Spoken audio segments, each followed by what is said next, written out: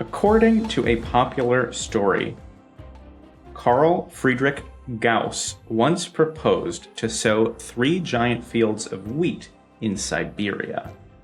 Why? Wow. Do you want to give us that one more time? According to a popular story, Carl Friedrich Gauss once proposed to sow 3 giant fields of wheat in Siberia. Why? Okay, Gauss, the connection I have with that is either Gaussian, as in the mathematical blurring algorithms. Yeah, Gaussian noise. Yeah. Yep. Or the mathematical noise algorithms, or the concept of degaussing a television. Back when we had CRTs and there would be a button that you would push to clean up the magnetic field. So like degaussing something is magnetically cleaning it. I don't have a better word than magnetically cleaning, but like removing stray magnetic fields.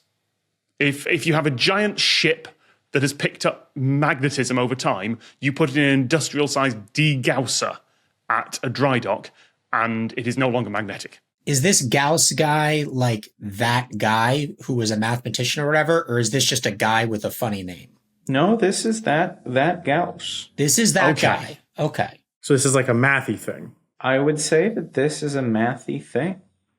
Oh. All right. Let me hit you with something here. Gaussian noise, to my understanding, is a sort of like it's in a random pattern, right? That is applied to data or whatever in order to kind of make it less perfect, to make it, to jostle it a little bit. To fuzz it up a bit. Yeah. I also know that getting things that are truly random is extremely difficult. And so I don't think this is probably right, but I'm wondering, was there some way in which he was like, I know what I'll do to get a truly random sample of whatever. I will plant a bunch of wheat in Siberia in a big field, and whatever the outcome of that, the ones that grow or don't grow, each one will be like a node, and it's a 1 or a 0 if it grows, and that's going to get me a big thing of maybe not even totally random, but like weirdly correlated, noisy stuff. Did I do a perfect job? I would say that you did a perfect job of coming up with an idea that is wrong. Oh! I feel like I have now established that my deal on this show is coming up with something really elaborate that's not close at all. Okay, here's a question, Ben. Is the fact that it's 3 fields relevant to the explanation? Yes. The number 3. Yes. So maybe one field has some property, another field has some property, and he's testing, he's doing some sort of ABC test on wheat. He did it you said he did it in Siberia? Siberia. Which, to my knowledge, is not known for its wheat growing qualities. Well, that's kind of what I was going to say, too. Seems like the worst possible place to try to grow wheat. I mean, if anyone from the jet lag team is going to know wheat exporting facts after this recent season, it is going to be Ben. You know what? That's why I liked this question. Well, that's why he's the wheat germ. That's correct. Hey! I think we can all agree that almost certainly this man's goal was not to grow wheat to sell. This was for some experimental purpose, right? And it was mathy. And it's mathy, which kind of taps me out because, as we established earlier, I don't do math. Here's I guess a hint is that I would say that the mathematical principles at play here are not going to be foreign to any of you. I think median, mode, and mean. He's got 3 average fields of wheat in different ways. No, I'll give you another hint because this might sort of send you down the right path. The orientation of the fields were different to one another. They were all sort of pointed in different directions. When you say orientation, is that the direction the fields are ploughed? Because a stalk of wheat is just one thing pointing up. I would say that the shape of the fields was identical, but they were all the orientation of the shapes was different. Did he want to freaking write a message that was visible from the air? I would say that is part of it, yes. What? Okay. What do you think the shape of these fields is? What is the shape of a normal field? Normal shape, square. Yeah, square or rectangle. Yes. These were all square fields. Oh, Tom is having a revelation. Is freaking out. Magnets. Nope.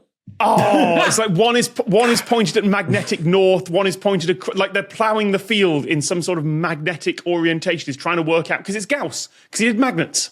Another fabulous theory that is wrong. Was the purpose of this as an input for another mathematical endeavor, or was this like the end result of an experiment? This has nothing to do with an experiment, I would say. What? It's just recreational wheat farming? I would also say that crucially, all of these fields, though they are the same shape, were different sizes. So you said that he wanted to make a message visible from the air. Is that the deal? And we just have to figure out what the message was? I think you need to figure out what the message is and who he was trying to communicate that message to. Okay, but that's why he did it, was so that a message was visible from the air above the area. You were correct that this is a message. The aliens.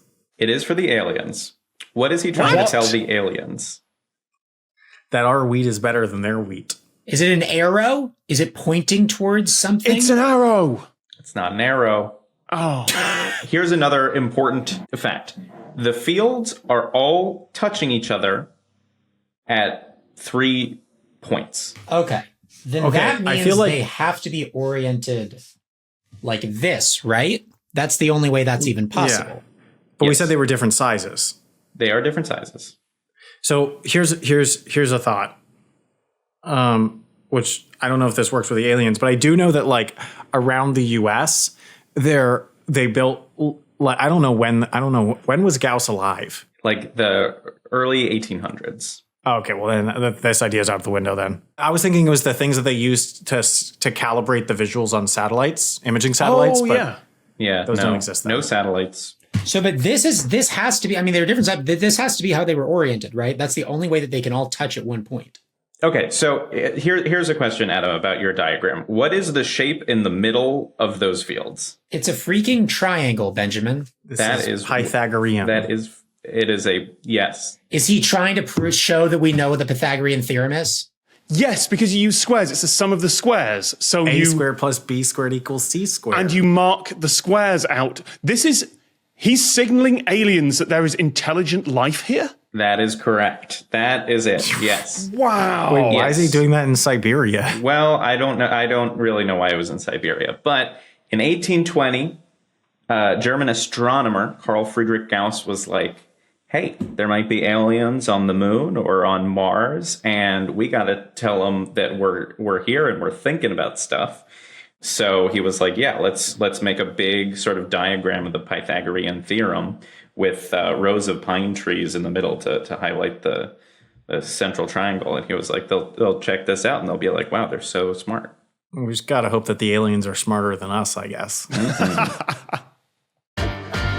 The Lateral book is out now. Just click on the link to get your copy.